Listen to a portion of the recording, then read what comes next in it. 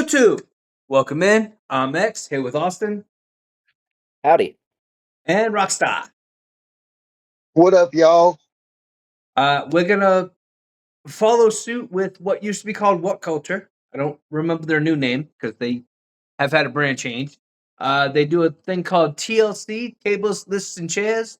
We're obviously not all sitting at a table, and we're not in the same room, so it's a little different. But we are gonna give our top 7 King/Queen of the Ring ever in WWF and WWE. So we're all going to give it at the same time. We'll probably do more lists like this in the future, depending on how fun it is and how much you guys all like it. We will probably not be doing the point system that they do at on the TLCs, though. But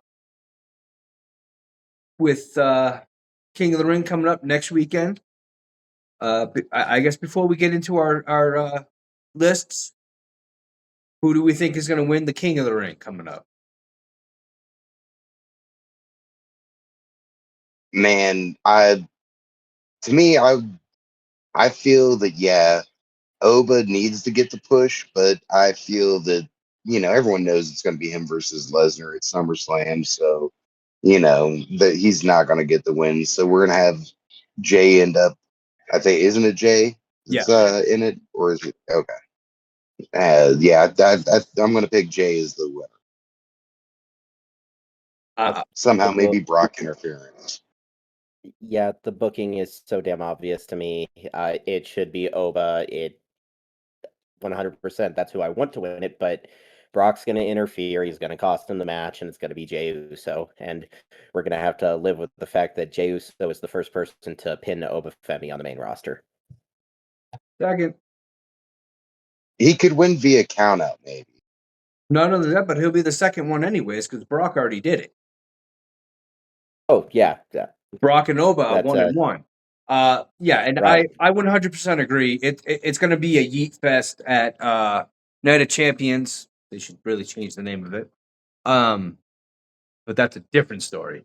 Jay's definitely winning. It doesn't matter to me, though, if it's going to be the Bloodline or Brock interfering. It's probably going to be all of the above.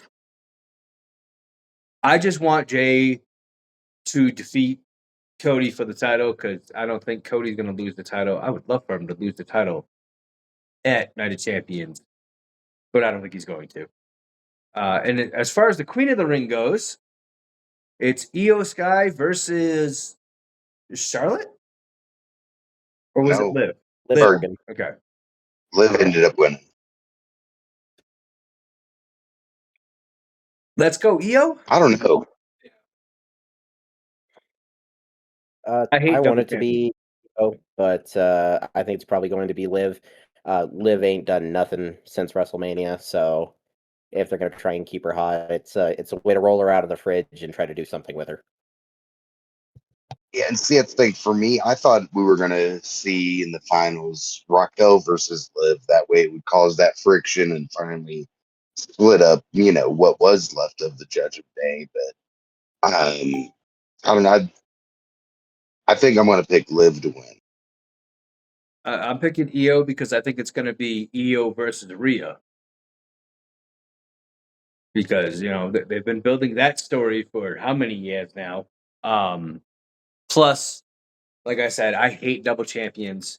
And as far as Liv and Raquel goes, all Judgment Day has been is tension. Ever. Always. There's always tension. But I got to say, they're probably one of the most successful factions ever. Of the modern era, 100%, just by longevity and just longevity and so many people and over. Championships. Mm-hmm. It's weird to say, but to me, it's weird that you got to think. I don't know from the statement you said though. I mean, there wasn't backstabbing initially back whenever it was Edge, Priest and Balor. Is that who the original Judgment Day was? Edge, Priest, and Rhea. Yeah. Rhea, that's right. Yeah, I wish they would have carried them on a little bit longer before they ditched Edge, but he was leaving the company, so they had to do it. Unfortunate. But before we digress too far, let's get back into our countdown. And two of us are going to have our answers written down. Our superstars written down. There we go. So I guess in 3, 2, 1, we'll give our number 7. Wade Barrett, got bad news for you. I got Harley Race / Haku. And we got Brock Lesnar over with Austin. Yep, Brock Lesnar on my end. All right. I'll let RoCkstar go first, talking about Wade Barrett. Well, it was, 2015 King of the Ring came down between Barrett and Neville. And yeah, I've always been a Neville fan, but to me, the push that Barrett got after that, being King Barrett, I love that entire storyline. It was so much better than the bad news storyline that he was in before that. So it gave him a character shift. And so that's why he's my number 7. I'll agree with that with Wade. Each gimmick change moved him up a little bit, in my opinion. Moved him up a little bit. Because the Nexus run kind of fell on deaf ears, as they say. Though just Nexus did. But yeah, I'll agree with Wade being up there. He is not on my list, though. I ended up going with Brock simply because he was at that point early on in his career where so often when you get these younger guys, they like to give them okay, give him a Rumble win, give him this, give him that. And it just feels like they're checking off boxes. And with Brock, it felt like that actually worked. And it did actually make him feel like a bigger and bigger threat as time went on. He was one that I don't think did too much with the gimmick itself as King of the Ring. But it was a great way to just catapult him further up the ladder. Absolutely, and it made sense with Brock because Brock is just a badass, plain and simple. It's Brock. Brock want, Brock take. Yeah. And I went with Harley Race and Haku. The only reason I put them both together is because they were technically the same run. Harley Race won the King of the Ring tournament. It was pretty memorable his run as King Harley Race, in my opinion, at least. Being brought out to the ring, carried out to the ring, I should say. And Bobby Heenan makes everything more memorable, just like Paul Heyman does. And then he got injured in a match with the Hulkster, with Hogan. So they had a coronation to have King Haku take over. Because I remember looking at this list and going, "Where's King Haku? What happened? How is he not there?" And then I did a little bit more research, and I was like, "Oh, okay." Because I remember King Haku and King Harley Race back in the day.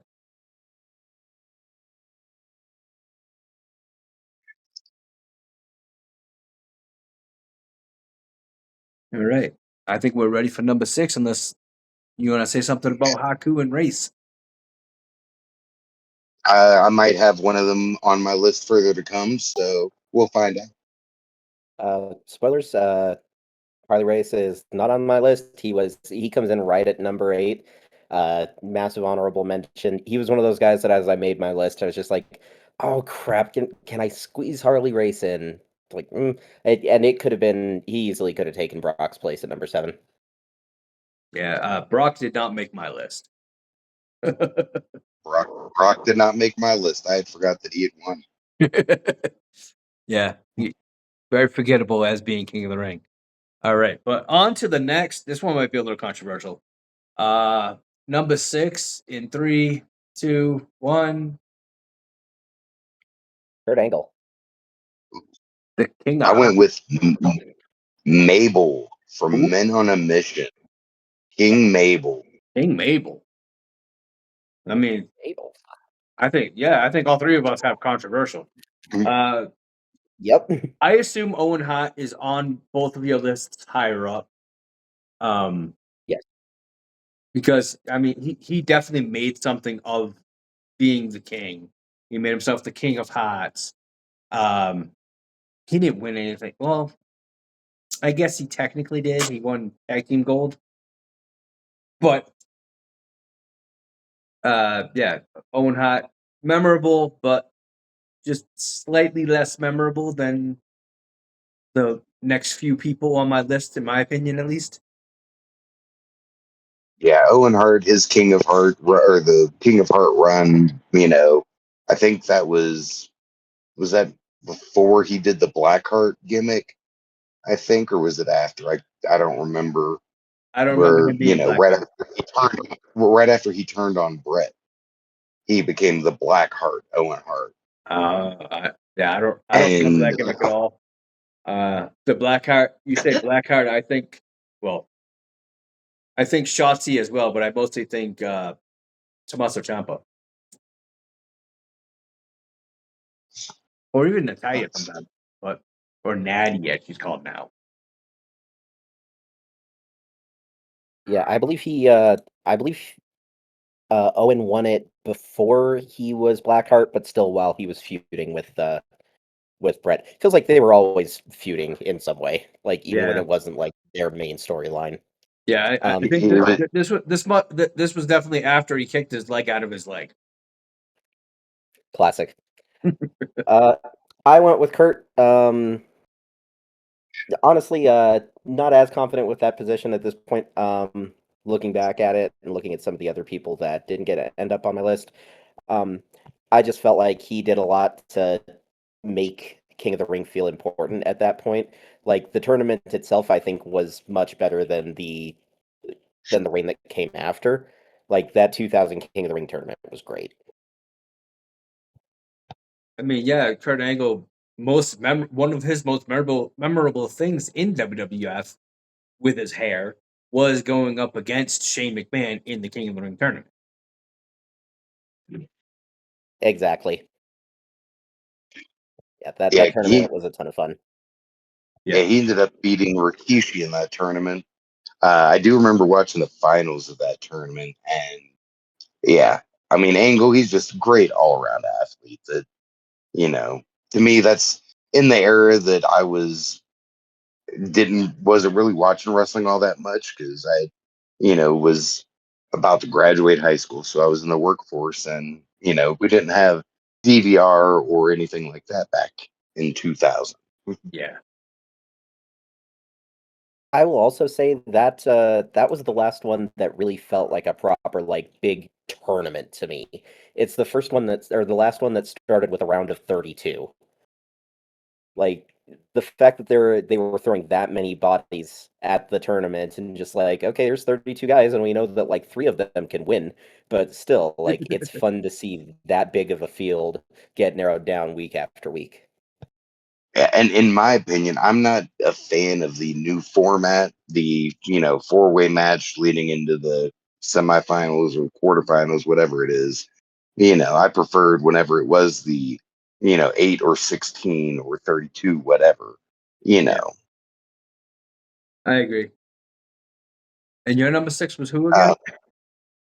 Yeah, I went with King Mabel. Oh yeah. To me, it was a great transition. To me, he's the biggest man that ever was King of the Ring. And it gave him a good transition, especially after he had left he was still with Men on a Mission, but his partner was hitting some health issues and they needed something to do with him.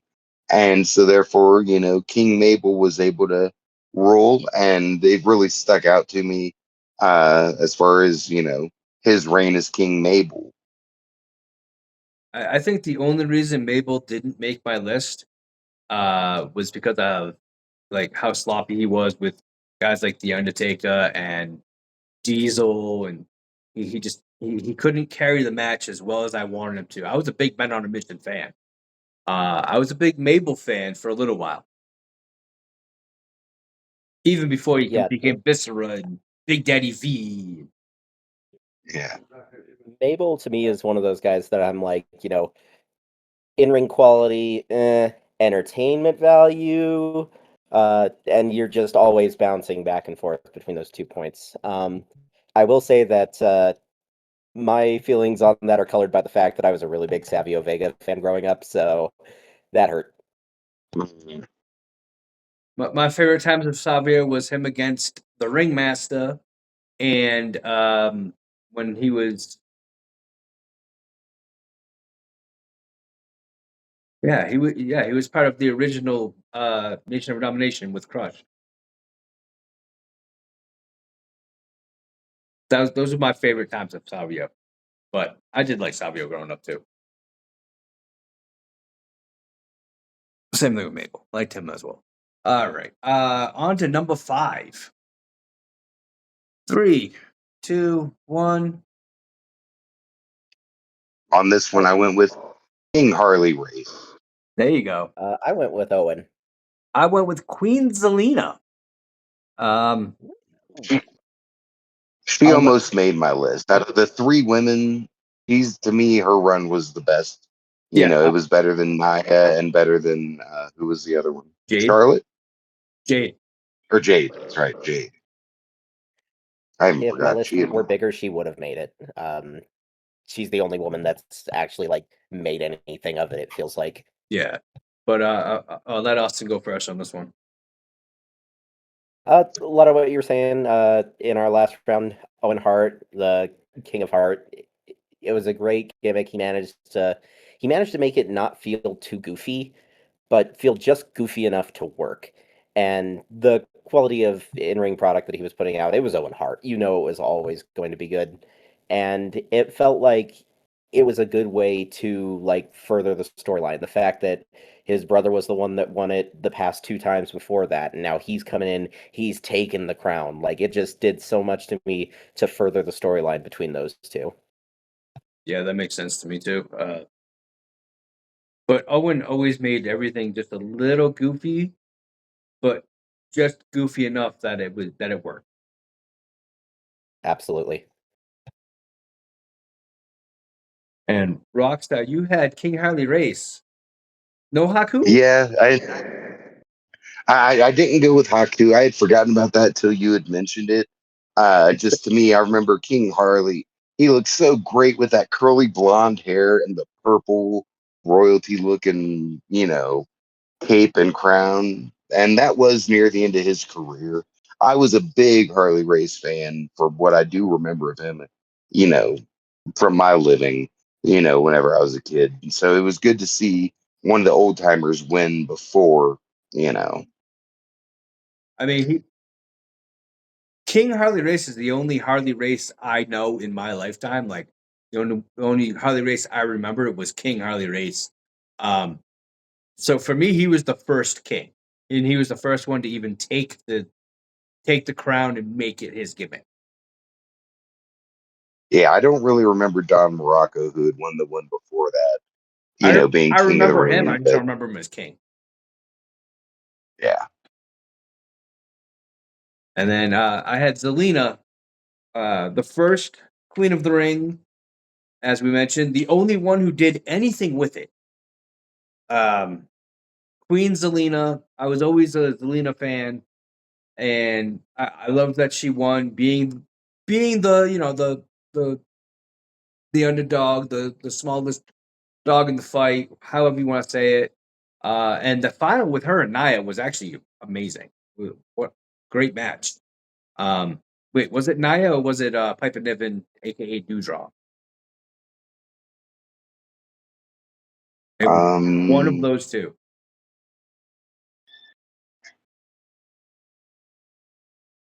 Back in 2021, I believe.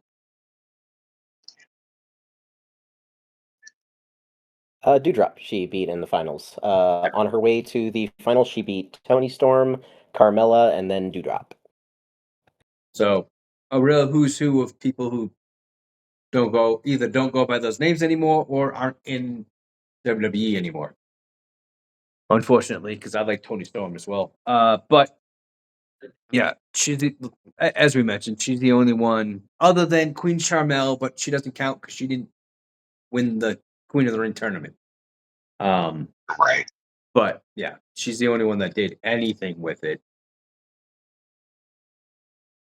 To show the passage of time, Zelina and Natalia are the only two that are still left with the company that were in that tournament.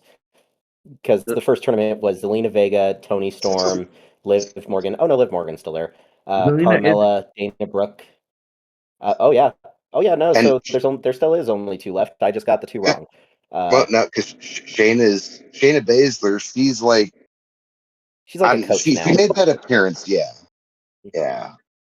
Oh shit! Yeah, but Has she like been Dana resigned? Brooke. I mean, Well, Corbin's no, been resigned too. But... she was in a segment on NXT. I forget who it was with, but they were feuding against Natty, and so Shayna was helping train them or something. She's an actual trainer behind the scenes. Like she's actually working with newer like greener wrestlers, which is a perfect role for her. Yeah. But she's also, as with NXT, all of the trainers are characters too. Yeah, exactly. Wow, and looking at that tournament that Zelina won, the longest match was 5 minutes and 55 seconds. All the matches before that, the longest match in the tournament was 3 minutes, and that was Doudrop Natalia in the first round. Yeah, I remember that being all quick matches, and I was like, "Oh, are we going back to the Divas era? Like, what is going on here? Why are they all so quick?" But I'm so glad Zelina won. Zelina is the only female on any of our lists, as far as I know. But now on to number He was 4. my runner. On to number 4 in 3, 2, 1. King Booker. I got Owen Hart in this spot. Oh, there we go. All right, well, we'll let you talk a little bit more about Owen. Yeah, I mean, I don't know what else there is to cover. Like I said, to me, Owen, his run, it was great, especially after, being separated. And looking back and doing a little bit of research here, I think it was after the Black Heart run because he did the Black Heart run after Jim and Brett had left after the Montreal Screwjob, and he was the only one left in the company. So he was the Black Heart, Owen Hart. And then it was after that he would have won the King of the Ring in 1994. So, yeah, to me, I mean, Owen is on the list. We've already discussed it. There's not much more to say with him. He's Yeah. actually the first one to be on all 3 of our lists. That's honestly wild. Yeah. But yeah, I went with the Macho King because once again, he took it, he ran with it. He even had himself a new manager in Sensational Sherry Martel, Scary Sherry, as I grew up knowing her as. And like him with that scepter, he was the perfect heel king for that time era. Was it the Ultimate Warrior that he bashed over the head with the scepter to have him lose the title to Sergeant Yes. Slaughter? Yep. I remember that perfectly. Apparently, I just remember most of his Macho King gimmick. Amazing. And I mean, Macho's amazing, anyways. One of the greatest wrestlers of all time, in my opinion. He's being snubbed for the Hall of Fame for many reasons. Not getting into any of those right now. But yeah, Macho King, my number 4. I went with King Booker. King Booker could have been way higher on my list. One of the most entertaining Kings of the Ring to me. I mean, we had King Booker's court as a result. And the fact that a gimmick like that can wear out its welcome so quickly. It's just like a comedy gimmick. It's just like, okay, it's goofy, it's silly, but it never did. like every week I would tune in and be like, I cannot wait to see what King Book is up to this week. And it was always goofy, but it was always entertaining. And just it felt like he managed to elevate every segment that he was in. And also had the first Queen of the Ring unofficially. Hey, But yeah, I do gotta want to go with correct something that X just said. Macho Man was inducted to the WWE Hall of Fame in 2015. Oh, he was? Good. Yep. Posthumous, however you say it, posthumously. Yeah, because posthumously. he died in 2011. I thought he was still being snubbed, but guess I don't know everything.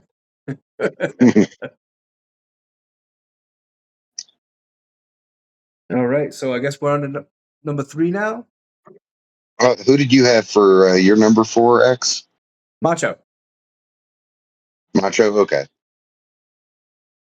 All right, number 3 in 3, 2, 1. Bret Hart. Bret I Hart. got Macho Man. Aha. I got Macho Man on number 3, yeah. I got the only 2-time King of the Ring champion, the only 2-time King of the Ring, Bret the Hitman Hart. Again, he belongs up here because he's the only 2-time winner. Back to back. Yeah, not only the only 2-time, but it was back to back. He held down that era of WWF. First off, he really held down the new generation era, along with this gentleman right here on my shirt, Shawn Michaels. One of the greatest rivalries, if not the most fun rivalry to watch, in my opinion. As far as rivalries for, yeah, maybe we'll do a countdown of greatest rivalries. But I digress. Bret Hart made the King of the Ring mean something again, because it hadn't for a few years since, in my opinion, since Macho King, um, which was the late '80s, early '90s. Uh, Bret Hart took over in the mid '90s, just before, as we mentioned, Owen Hart and somebody else who's probably on everybody's list. Um, yeah, I don't know what else to say about Bret. I'll let Austin say something. The man was the excellence of execution. I mean, one of the best technical wrestlers to ever do it.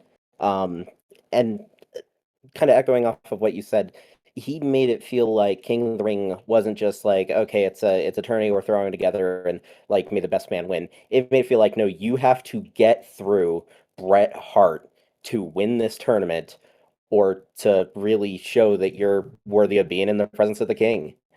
Like, that man elevated everything that he got his hands on, and I think King of the Ring is another great example of that. See, for me, I just thought of a good analogy for Bret Hart at that time era. It felt like he was Hoist Gracie in the original few UFCs, because Hoist Gracie was the man in UFC back in the day. So yeah, Bret Hart and Hoist Gracie, neck and neck, in my opinion. And if you want to come for the king, you better not miss.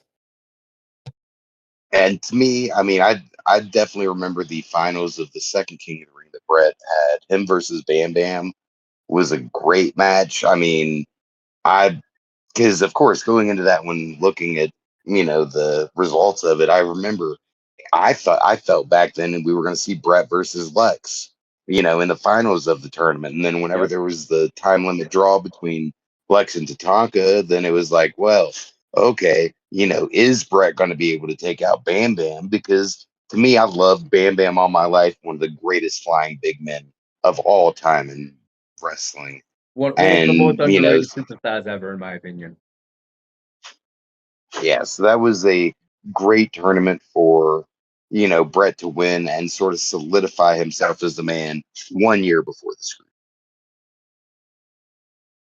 And your number 3 was who again? I had Macho Man, like you had stated, He had Sensational Sherry, and then the way that he carried the gimmick as the Macho King, hitting the Ultimate Warrior with the scepter and really, giving a lot of flavor.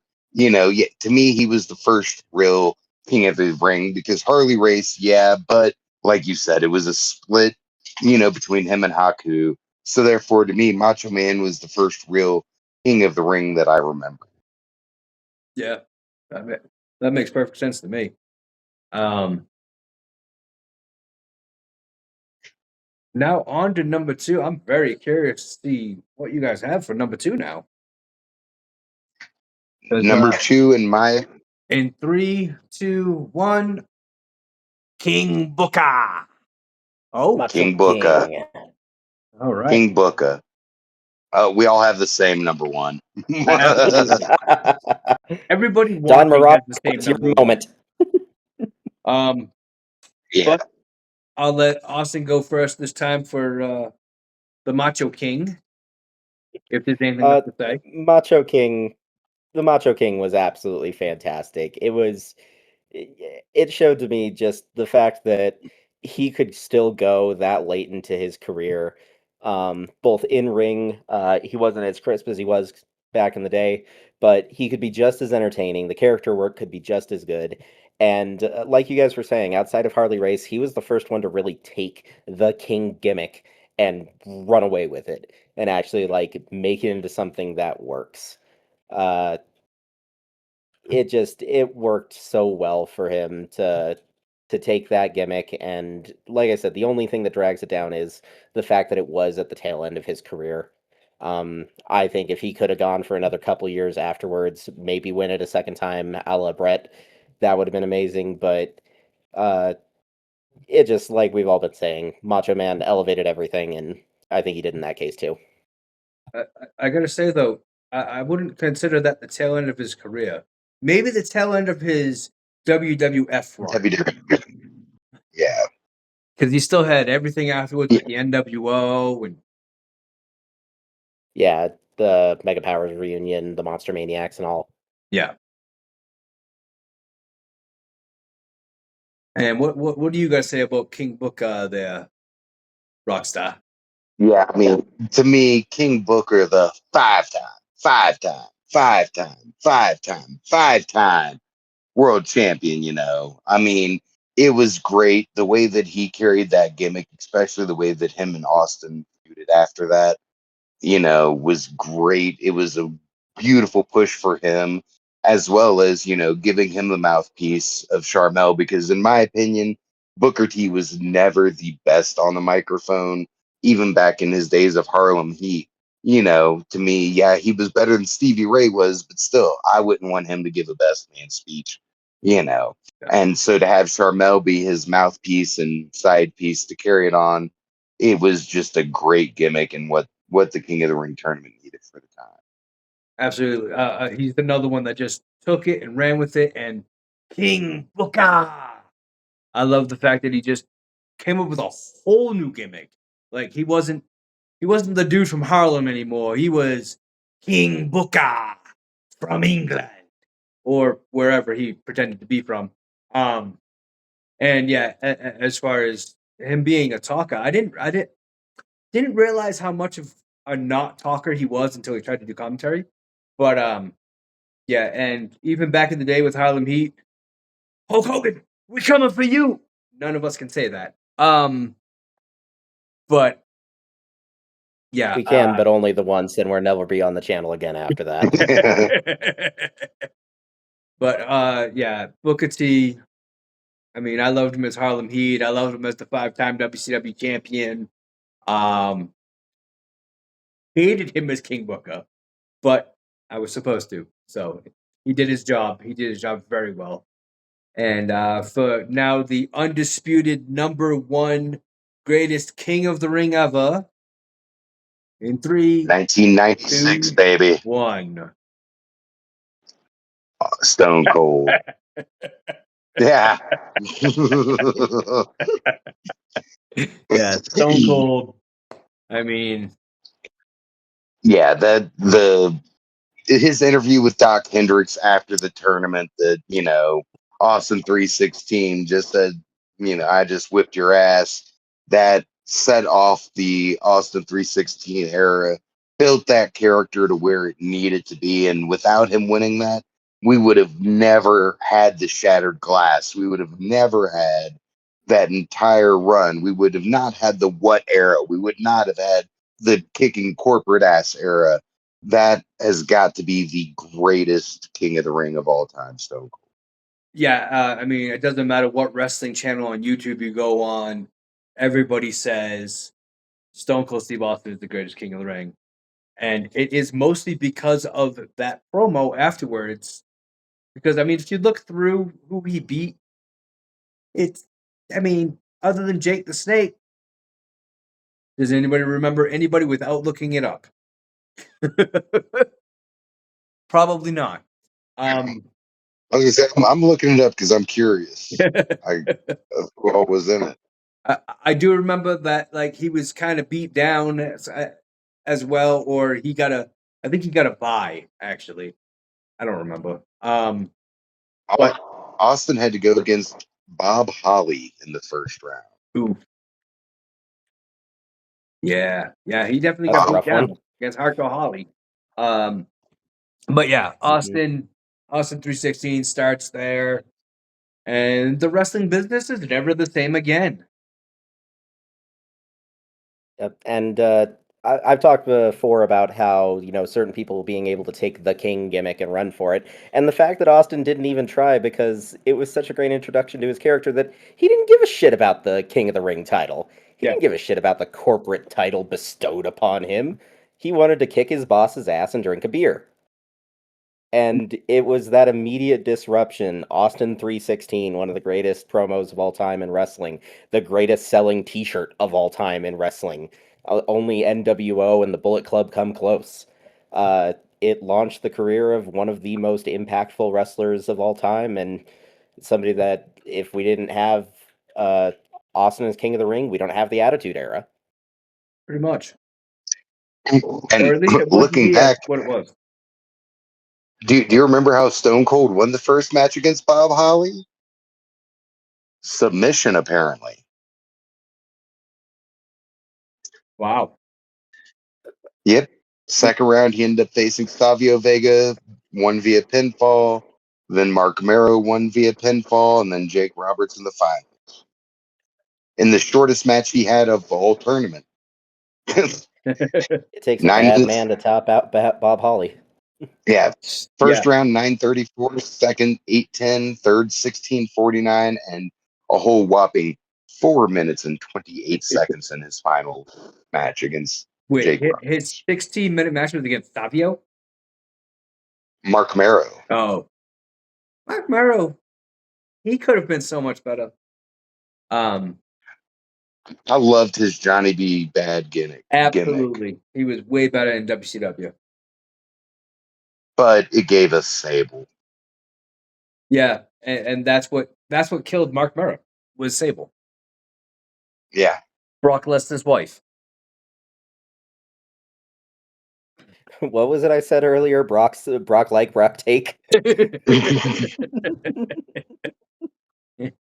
It wasn't just King of the Ring. Exactly, not just wrestling. But that concludes our lists. Who do you think had the best list? Comment down below. Don't forget to like the video, subscribe. Subscribe to RoCkstar as well. He opens cards now. He actually does it on his channel now. Got 2 openings. Make sure to watch those videos, like, subscribe. The last video, which was uploaded a couple of days ago, shocking box. You'll just have to tune in and find out. Absolutely. And don't forget to hit the notification bell for both, so you know when we upload. And don't forget to join the Discord. Join the conversation in the Discord. The link will be in the description below, and we'll see you in the next one. Later.